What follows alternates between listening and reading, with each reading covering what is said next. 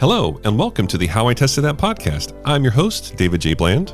I'm an author and advisor, and I'm fascinated with testing early-stage ideas. I've helped companies all around the world, and in this podcast, I connect with entrepreneurs and innovators who had the courage to test their ideas with real people in the market, with sometimes surprising results. Please join us as we explore the ups and downs of experimentation together. In this episode, we interview Sylvia Hall. Sylvia is the co-founder of Lifted Naturals.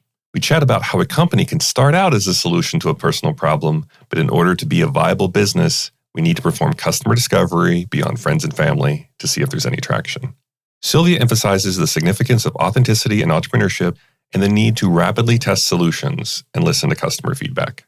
Her insights into how to grow a wellness business should provide valuable lessons for other aspiring entrepreneurs. Enjoy. Welcome to the podcast, Sylvia. Hey, thanks, David. I'm excited to be here. I'm so excited to have you on because you have such this fascinating background of, almost like proper science and with probiotics and everything and how it interacts with people and our immune system and all this. And I thought you'd be an amazing guest to have on here to explain how will you test something like that? Because, so many of our other episodes are about like software and things like that. And you're such a refreshing take on things. And so I would love for you to give a background of just some of your story, and then we can jump into maybe some stories about how you have tested your business. Yeah, thank you. So I hope I don't disappoint too much. I'm not a biologist, not a chemist, not a scientist, not a doctor. I like to say that pretty loud and clear. More than anything, even though I'm now known as this mood probiotic lady, I'm known as the co-founder of Lifted Naturals. I'm known as all these things, but more than anything, I consider myself a creative problem solver.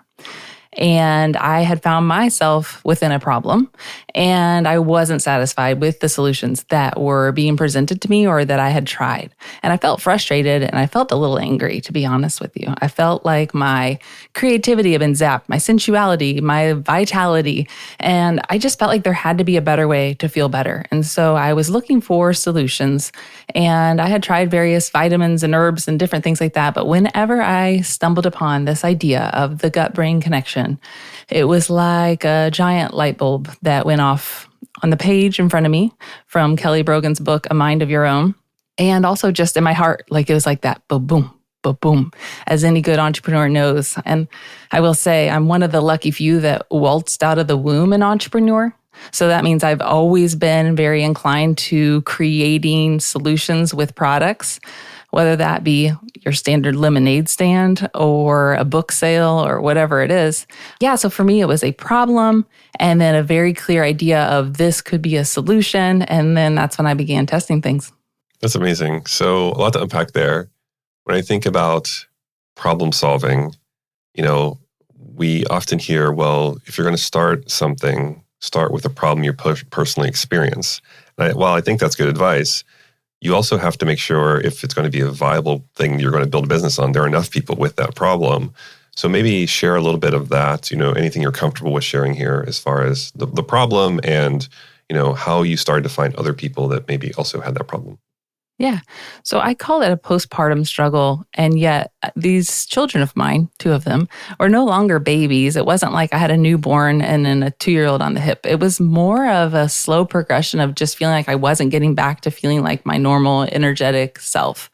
And it was a feeling of agitation, irritability, and just feeling exasperated. And so for me, that struggle that felt worse when under conditions of stress, like kids crying, house messy, getting buried by my life, essentially. That was the feeling of like, I know I'm not alone in this. I'm doing this alone, but I know I alone do not struggle with this. That was like the no-brainer of all no-brainers. I've always had that kind of knowing, like if I'm dealing with this, other people probably are too. And there probably are exceptions to that, but it felt very strong in my knowing that just the design for mothers of like, hey, I want you to either choose to go to work and take your kid to have someone else take care of them, or you be home with them all day, all by yourself until you lose your mind. Pick one. To me, those options just kind of left us strapped, us mothers. And so it was a very clear knowing that the postpartum support that I needed, and I later learned it takes a woman's body 12 years to remineralize after birth. Nobody told me that. And so it's like this clear knowing of like, hey, people are like having babies a lot. Like, all these women, and we probably need a little bit more support. And yet, when I continued to research the gut-brain connection and the specific strains that support mood, which we can get into later, it wasn't specific only to women. It was, of course, men and women that could benefit from the neurotransmitter support that happens when you support that gut-brain connection. Yeah, so for me, the struggle was real, and yet it was also very real that this is not just mine alone. And like I said, sharing in a bit some of the things I did to test, but also just the intuitive nudges were continually there. And I feel like as a woman, that is one of my greater assets. It's my belief that as women who can create life, we also have access to ideas in a way that, men don't. And using that gift, not just, flaunting it to the men of the world, but instead saying, hey, I have access to a greater knowing and intuition, and I'm going to use that to build my businesses. And so I think that's why women have an amazing leg up when it comes to business and entrepreneurship. So we have some women close to myself, and we've been dealing with gut health issues, for a while. And I feel like we've tested all these different things to try to solve it, like diets and all these other things. And recently it came to our attention that migraines could be related to gut health, which I had never made that connection before, because we would watch somebody have a migraine and also have their stomach hurt. And we were thinking, well, that's kind of weird. And let's just try to treat that. And so I do think there's so much we're still trying to uncover about ourselves and how things are connected. And there's so much more to learn there. So kind of running with this thread. So you're personally experiencing this. You're not satisfied with the solutions that are out there. So how do you start to kind of find your way through that and test your way through that to find obviously we can fast forward to where you are today, but I'm really like to hover on how this started. So what kind of things were you starting to try, and how did you finally get to something that seemed like it was working? Sure. So I can go back real quick as far as the migraines. I am someone who actually has struggled with headaches and migraines as well. And the continual thread that I have found after being in this weird wellness world for so many years is there's always a connection in some way back to the gut, but more importantly, back to emotions. And I feel like that thread of emotions, which there's no capsule, no pill, no tablet, no powder, it is simply a matter of feeling and being willing to feel and healing to feel and all of that. So to me, that connection of health, well-being, vitality, and emotions and emotional awareness continues to be an area that I test personally. But yeah, as far as saying, okay, there's got to be a better way to feel better, mood probiotics, it just makes sense to me. I've always kind of struggled with sluggish digestion, and I've struggled with these moods ups and downs. And so the connection there was very clear to see the connection point. And so it really started with this idea of learning how probiotics are classified. And they're classified by genus, species, and strain. And strain is the most specific subtype or category, if you will, of the probiotic type. And once I understood that, I really was able to see very clearly that those specific strains were what I needed to hone in on. Those specific strains are what I needed to research. And so the step one of testing mood probiotics was going to the World Wide Web and narrowing in on these various strains of different bacteria. Which ones could help with calming neurotransmitters? Which ones could help to support the nervous system? Which ones could lower stress if you took them before a test? And these are all the different studies that I'm finding and just making notes of the various specific strains. And then the step two for me personally, as a very sensitive person who had already kind of discovered that, yes, this is a link I've been missing, I just began testing it on myself. And I was buying a lot of single strain probiotics, and I would literally, and this is wild, but when it comes to testing in a very personal level, testing is simply paying attention. And so I feel like when it comes to my life, I test everything. I split test and I pay attention. And so I feel like when someone says, well, how did they do it? How did they grow this business from 0 to 7 figures? How did they take an idea that was nothing and make it something? my top tip would have to be start paying attention to how you feel, paying attention to the truth tingles that you get on the back of your arm when you're talking about a subject.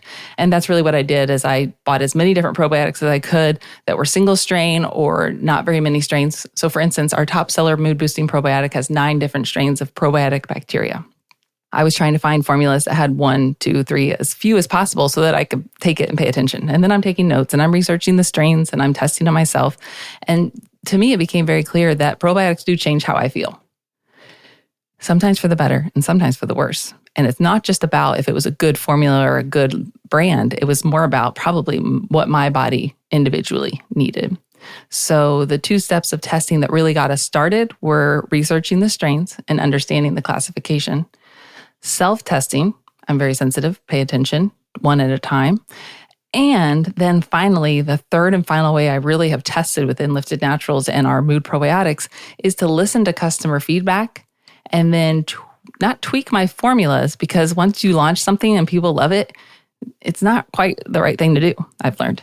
You don't mess with the formula, but you do and can create new formulations. And so now at this point, we have 4 different mood probiotics, and other 3 that I created after the first Big Daddy that has continued to be our top seller have been more sensitive formulations or more specific for different needs. And that generally leans into the histamine sensitivity, which is very interesting. You brought up the headaches and migraines because I've continued to find a strong connection of gut health, histamine, and headaches. So those final 3 that we created are the ones I direct people to if they say, I'm really sensitive.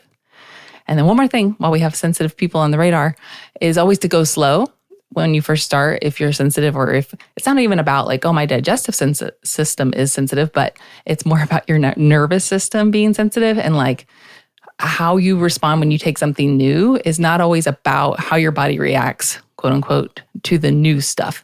It's actually just as much about what your mind is making it mean. And so when you can go really slow when you first start by opening the capsule, sprinkling a little tiny bit into a smoothie or drink, you just send that signal that, hey, we're safe, we're good, we're just trying a little something out. It's no problem. Get ready. We're going to just do this slow. And that slow and steady approach is very handy for sensitive people like myself. I was listening and trying not to internalize too much while you're talking, because as a kid, I had, one of allergy tests. I've had all kinds of issues over the years. And one is histamine, being sensitive to histamine. So makes me think. So you have a really successful first product you've launched, and it sounds as if, well, a couple things here. 1, I'd love to know more about that launch. And 2, it sounds as if you're really listening and deeply listening to customers, and you're starting to understand, oh, there are different segments we can serve with variations here that might be smaller, but still meaningful. And so maybe unpacking that, explain the launch, explain like the thought process around that, and then eventually getting to these other segments. Sure. So when we started off, it was about 8 years ago. And I like to say that it was a beautiful opportunity or a willingness to take a risk at the right time, which is what an opportunity is, because we knew we wanted to sell on Amazon. And from that initial knowing, we had a couple roadblocks. We had this, you got to get ungated and you have to fill out all this paperwork and then hope it works. And it's like $2,000 or $3,000. Okay, we were brand new. And this was like an idea that had already been, okay, we took a little course, we bought inventory, and then now we have to get ungated. And there was no guarantees with any of this, of course, as there isn't with anything.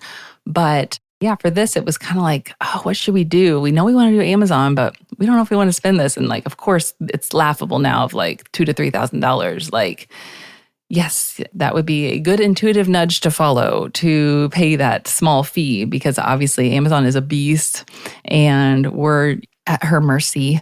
We just hold on for dear life. But I think a lot of our success is a willingness to take the risk, a willingness to show up and to bring it all to the table, but also just impeccable timing before that market had gotten really saturated and really just full and wild. Additionally, I joined some other small groups who were really encouraging video launch. 8 years ago, I was making videos and I was sharing them with my personal social media friends, which is not really something I do anymore as I've continued to grow the company. I just prefer a little bit of privacy about not sharing it all to all the high school friends and, soccer moms I've met along the way. So, yeah, it was a combination of the right timing and putting it all out there with almost daily videos. And we did launch at a lower price, saying, hey, this is the exclusive launch price, get it now while it's cheap. And then we slowly, incrementally raised that price. And yeah, I would say like it was a willingness to do whatever it took at that time and some luck, as it always is, because the timing was right. At that time, my husband was still at his job working as an engineer, and I had the goal in my mind of him being able to quit that job. And so I feel like that passion and that vision really drove me and really encouraged me. Like, oh, I don't feel like making a video. Like, yeah, but I feel like being that lady who retired her husband, don't I? Yes, I do. And so it was that like vision and mission, and of course, like believing in your products. I mean, that was like the heartbeat of it. And I think when people say like, oh, are you like a heart-centered business? Like, it's like a fish in water. Like, what do you mean? Of course, I wouldn't sell anything I didn't believe in wholeheartedly. Like, and when people talk like that, I just get confused because that's the only way to sell. That's the only way to really make an impact in the world is to sell something you believe in and to create solutions to problems that you're passionate about. So it's like a fish in water. Yes, of course, Lifted is absolutely people first, heart-centered business, but also having that personal skin in the game of wanting to be able to see my husband be able to quit his job. And 2 years after we started Lifted, he indeed was able to retire and has been home with me, growing the brand from the comfort of our home here in Kansas City. It's quite an accomplishment. I like that you had a goal in mind. I think so many founders, maybe we skip that part of the goal. And then we also, we throw this term pivot around. Oh, we'll just pivot. But you can often pivot into something that your heart isn't in. And it might be a business that could be profitable, but your heart's not in it. And then it becomes a situation where this is so hard as it is. And to do something you don't believe in, it almost makes it impossible to me. It feels as if, like, how are you going to be successful, if it's not something you believe in? So I do think we have to be careful with throwing around that term around pivot a lot and I'll just pivot and just find your way. I also like that you, coming back to your previous comment about listening to your customers, you made this comment about, well, we can't change what's out there, so let's find solutions for them. And explain how that process goes. Are they just sending you emails and calling you? Or are you going off and I'm sure it's a bunch of different things, but how is that process of kind of like internalizing what they're saying and then coming to the realization of, oh, maybe there's another version here that's for them? So when a customer reaches out, I'll make a note of it or a mental note. And then when I get that similar message multiple times, that's when, I really perk up, because someone saying one thing one time, it's not usually quite enough. But when there's a pattern, that pattern is very obvious. And so shortly after launching Mood Boosting Probiotic, there was a pattern of people saying, I'd love to take your probiotic, but I have these histamine issues. And that led me to researching which strains could we include that would be histamine degrading or at least not activating. And that led us to creating Bifidus Mood Boost, which is our probiotic and prebiotic, just like our first formula. But instead of having any lactobacillus types of bacteria, it only has bifidobacteria, which is more sensitive and less likely to be histamine producing. But then came the emails. The emails said, I love that you've got this histamine sensitive formula. It's exactly what I need, but it still has prebiotic in it. And prebiotics really mess up my gut. Now, I'm not talking about one email. I'm talking about multiple emails, numerous customers. And that's actually become something I've found more and more common that people don't realize. Fiber is a tricky critter. Now, of course, probiotic bacteria are the live bacteria, live microorganisms, whereas prebiotics are simply fiber that probiotics can feed on and help to replenish the good bacteria simply by feeding them. But if your gut is already out of balance or giving you trouble and you put a bunch of fiber in, you're ready for a little bit more trouble because it's just not ready to take that. So these customers were very right. We needed something with just probiotics. And so from there, we came out with Mood Super Strains, which is our probiotic-only formula that has 5 or 6 types of bifidobacteria plus one special type of lactobacillus, which is known to help with histamine and not cause that issue. And sitting pretty thinking, okay, we've got 3. This should be it, right? And then very quickly saw the missing piece. And then from there, I said, this is it. No, I draw the line because I'm going to tell you what that 4th one is. But I also want to tell you this. All of the gurus are saying, don't create more of the same product. Create something else that first person can buy so you can have a larger order value. And I was like, yeah, that's great and all, but I'm trying to help all these people feel better. Okay. So give me a second. And so I was relentlessly committed to feeling like when someone reached out and explained some gut issues, which is something I do, is help look through and say, hey, based on what I read, I think you should start with this one. And that fourth and final necessary formula, in my opinion, was a spore-based probiotic. And that is called SBO Mood Boost. And it has 3 types of spore-based probiotic bacteria. And basically, spore-based probiotics are really great if you have continually tricky digestive issues and are dealing with that histamine problem. To me, that's like the primo route to go when the other probiotics haven't worked for you. So some people will say, oh, well, then like spore-based is better and everybody should just go straight to that. It's not necessary. Some people really do feel great on the lactobacillus or bifidobacteria. But there was enough feedback and insights from my research that the spore-based are a really great way to go if you've tested lactobacillus and bifidobacteria and just haven't gotten the desired results. Everybody's yapping about probiotics helping, but they never help me. Listen here, friend, you might want to try a spore-based probiotic. And so that is our fourth and final in the lineup. We have 2 with probiotics and prebiotics, 2 that are probiotic only, and then those last 3 are the more histamine-sensitive focused formulas. What's really tricky, though, about that first one that I mentioned, mood-boosting probiotic, it has 9 strains. A couple of those could be potentially histamine activating for some people, but there's also a couple of strains in it that are histamine degrading. So if you're not someone that has like a really strong known histamine issue, you actually could be fine with that mood boosting probiotic. It's all the other 3 that we've said are for the more seriously sensitive people, which, like I said, I can relate to very deeply as a sensitive person myself. So from there, I said literally like no more probiotics, because when you confuse, you lose.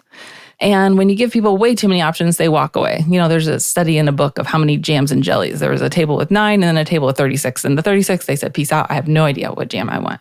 But if you just have 9, then you can easily okay, I've got this. And I didn't want to confuse or lose my customers. So we've got 4 probiotics. And then we do have a few other supplements that I've since added with the premise of either like, oh, I'd love to have an additional mood support with this probiotic, or even, hey, you're really good at mood stuff, but I don't really want to take a probiotic. My digestion seems fine. And so from there, we came up with magnesium complex and mood mushrooms. And then we also have a micromelatonin. So that's the lineup here at Lifted Naturals. Wow, that's quite the lineup. I was thinking, when you think about spores, I don't know if your average person really could understand, or at least me, understand the difference of spores. Maybe you could elaborate a bit on that. Well, it's called an endospore, and it basically has this protective case that helps that good bacteria further get where it needs to go. It can handle more acidic environments. And by taking an endospore versus a traditional bacteria, you're really ensuring that good bacteria gets where it needs to go. This is the perfect time to talk to you, though, about the absolute truth of the matter, which is, once again, that I'm not a scientist, not a biologist, not a chemist, not a doctor, and I don't even want to be. Literally, the more I study this stuff, I'm like, I don't really, look, I just want to help people, and I just want to. And so the thing I found, I mentioned being in this wacky wellness world for 8 years, and the thing that I've found is that every coin has 2 sides. And in the health and wellness world, a lot of times we get stuck on the side of what's wrong, what hurts, the symptom chasing, the dis-ease that's causing us trouble. And the entire reason I got into this industry is actually on that other side of the coin: the health, the vitality, the energy, the creativity, the pizzazz, the excitement. What am I here for? What are my gifts? How can I light up the world? And that, to me, is the side I want to stay on. And yes, I meet my customers where they are and I'm willing to go there, but I see again and again that we get hyper-focused on that other side of the coin. We all want to feel good and we want to see these symptoms alleviated, but in our constant pursuit of chasing that, I feel like we're missing the big picture of what we really think we will do when we feel better. I'm here to say, do it now. Do it now. And maybe you can only do it for 10 minutes before you need a nap for whatever reason, but do it now. And the more you can infuse that energy into your life, I think it's that momentum that begets more of that energy to help you really be who you want to be and show up how you want to show up. Like, going back to the idea that I'm not the mood probiotic lady as much as the creative problem solver or the creative ideas gal who loves coming up with those creative ideas. So just that reminder not to get stuck into that chasing your tail syndrome of always looking for what's wrong, because our mind, oh my gosh, our mind, it's so wild and so good and so bad at the exact same time. It will give us trouble, and it can also be such an excellent servant for us, but it's a terrible master. Just like money. I love money. I love abundance. I love creating the flow. I love having more money because then I can give people more money. And yet when money becomes the master, we become miserable. So instead, it is an excellent servant. The mind is a servant. Money is a servant. And tapping into that ultimate gift of your soul essence, like that's the master, baby, right there. And staying connected to that. That's how I created this brand. That's how I tested it, David. There's so much there. I think we have all kinds of different companies on this podcast. And one of the things is like, I have to raise funds. I have to raise funds from an investor. And sometimes like, well, maybe just raise funds from your customer. Like if you solve their problems and help them feel better. And coming back to the problem aspect, I do think, and I suffer from this too at times, where we get fixated because we're problem solvers. We get fixated on the problems.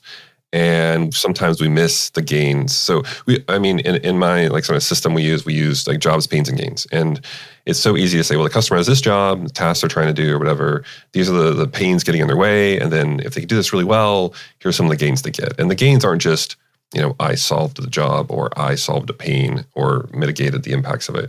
There's like all these other gains that we don't focus on or we don't explore that could be tangential. So often I'm dealing with businesses and we say, oh, well, if this person does this well, yeah, but they could also get peer recognition, or maybe they feel better, or they've got a promotion or something. Like there's all these different things that could happen, not just I solved this little task or I fixed this pain. And so I do think it is a trap we fall into as problem solvers at times, where we get fixated on the pains and we solve one and they're like, oh, well, there's this other pain we have to solve and this other pain and this other pain. And you can see it permeate, sort of how the businesses are structured. You can see it permeate through marketing and pricing and everything, because everything is about addressing pains. And you almost have to take a step back and say, well, what if we focused on the gains? What if we focused on the rewards? And what if we led with that and, focused on that aspect of it? And I do think that, yeah, you're right. Our brains do. they're tricky in that sense where, unfortunately, we can just look at everything as a problem, and everything as a problem has to be solved. And there's always more problems, and we're always trying to solve them. And we kind of miss out on the bigger picture of the joy and the rewards. I'm sure there's a bunch of other questions I can ask about the business. However, I'm really interested in what you think is coming next. So you've been doing this for at least this part for 8 years. I'm assuming even before that, based on our conversation, you were testing things and trying to figure out what worked even before the business. So you mentioned not confusing your customers and not losing them that way. So how do you continue to, try to create joy and try to help people?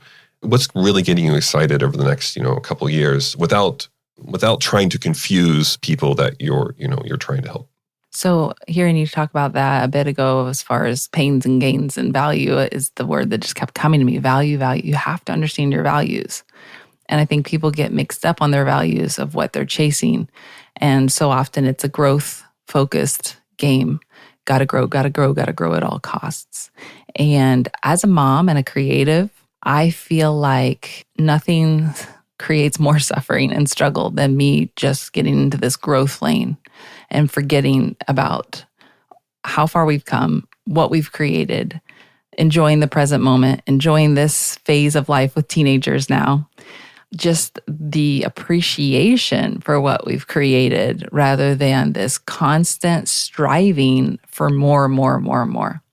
So when it comes to Lifted Naturals, I really do feel pretty strongly that if I were to stumble upon an ingredient or a combination of ingredients that I feel very lit up, like this is going to help a lot of people, like that's the criteria it goes through for me. It's like, I'm not going to just make products. Like it has to have a very clear purpose. And everything about our lineup generally is mood focused. As you've noticed, we've got the mood boosting probiotic, the Bifidus mood boost, mood mushrooms is our most recent launch. And that was based on customer feedback. Hey, you guys going to come out with a mushroom? You going to come out with a mushroom? We're going to come out with a mushroom. And so that was like, okay, the people want a mushroom. And so we came out with a mushroom. And that was the same thing as far as the research. Which types of mushrooms are the most helpful for mood?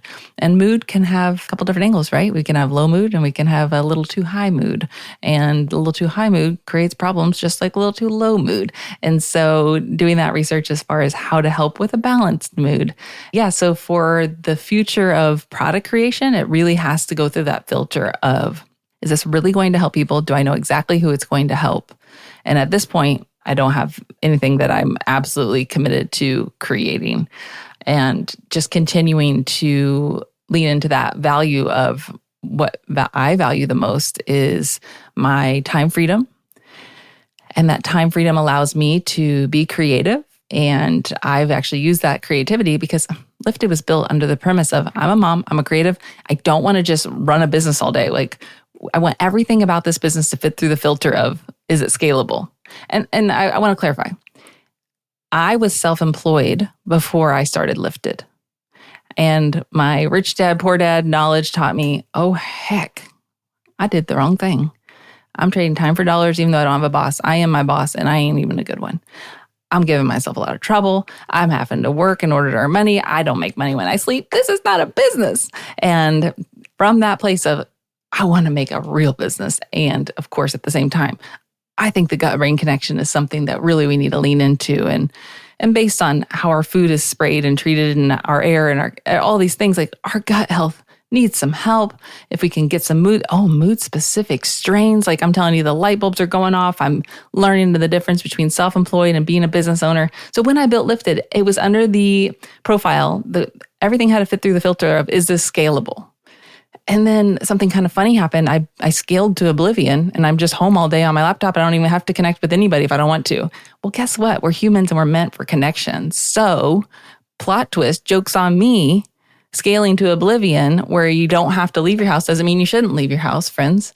And so as I kind of regroup at this point of the 8-year mark, maybe it was the 7-year itch when it started, I don't know. I really feel strongly of getting more and more clarity on what do I value. If I'm chasing growth and I'm not creating it, and then I start to feel like, oh, I've failed, and yet I've absolutely not failed, like that is the trick of the mind. What does that mean? And so I've used my time freedom to create various things. And in fact, my husband and I both split with having plenty of time. Everything within Lifted was scalable. So I created a small publishing company. He's created a small crypto type endeavor. And so we've used that scalableness of Lifted to allow us to continue to explore. Without having to pivot Lifted, we've allowed our interests to pivot just to keep things fresh and exciting. So that was a little bit of a tangent, but also, where am I going? Heck if I know, David. If you know, let me know. I'll see you there. No, I love the idea of, putting it through filters. I think that's important. We're not always great at that. Even me, I was like, oh, I want to write about this. But then I'm like, oh, wait, does this fit like what I'm trying to do for my customers? And sometimes it isn't. So I need to have another outlet for that. But I like this idea of pivoting on, hey, we're not going to pivot the business. This has good fit. And why pivot out of part? Like, we always talk about pivots of, like it's a good thing. Like we're pivoting into something that's going to work. I've seen a lot of companies pivot out of things that work too. And I think we've all had this product that we loved in the past, and we scratch our head and they're like, why are they making these decisions? Why are they changing this? Why are they going this way? And it's almost never good in that regard. And so I do think we create this narrative in our heads that, this is kind of successful, but if you pivot this way, it's going to be even more successful. And I do think we need to talk more about, hey, we have something that works. Let's keep still. Let's keep with the market here. I mean, we're not going to be completely stationary, but we're going to move with the market. But we're not necessarily going to pivot out of the market either. And I do think sometimes that's not obvious when it happens. And people look back and they go, wow, 5 years ago, I wish we sort of would have stayed there instead of trying all this other stuff just in the sake of growth. And I do feel that. And I do see that with some of my clients. I just want to thank you so much. Like, I've learned so much in this conversation with you about gut health and probiotics and how you could take something that's very personal problem and solve for it, and then find other people that also have that problem and listen to feedback, and then also create things that specifically help other sets of people as well, and stay true to what you're trying to do. I think that's pretty awesome. I think our listeners will get a lot out of that and some inspiration from that too. Hey, if folks do want to reach out to you, I know you're somewhat private, or they want to learn more about what you're doing, what's the best way for them to contact you? Yeah, so liftednaturals.com is it. So once you go there, you'll see that you can click over and shop directly in our online shop. You can also click directly over and shop on Amazon. So a lot of small businesses don't do that. They don't just direct you over to Amazon, because when you buy on Amazon, I don't actually have you as a customer. I make a sale from you. It is our products, but we don't have your contact information. We can't really nurture you and share things with you in the same way. But something I've learned through and through is that I want my customers to shop where they want to shop. Once you got used to that Amazon Prime, that quick delivery, baby, you're not going to want to slow down. And so you can go straight over to Amazon and shop there if you are a Prime member. But also we have that online shop, and you can also find us on Walmart. Their interface, Walmart.com, that is. Their interface needs a little work. So if you're at Walmart and you're listening, step up your game. One last thing I do want to share is that as you were saying that, I was listening and I was thinking about something I heard recently, which is that the highest frequency of all is not love, which many people think it is. It's actually authenticity. And so I feel like the greatest call to entrepreneurs, moms, dads, people around the world that are doing their best to live a good life, to feel better, and to step into their gifts and really show up in that vitality and creativity is to further explore, who am I really and why am I here? And when we can do that, when we step into our authenticity, like we create this magnetic charge of flow and interest, and we bring more of the right people to us. So if anything, I would say Lifted Naturals is a call to your own inner authenticity. Thank you so much. I really appreciate you making time out of your busy schedule to chat with us today. And I want to thank you so much for your time. Thanks, David. Thank you for listening to another episode of How I Tested That, where we share stories about experimentation, tips, and tricks. If you learned something new, please recommend us to a friend or colleague. And remember, keep testing your ideas.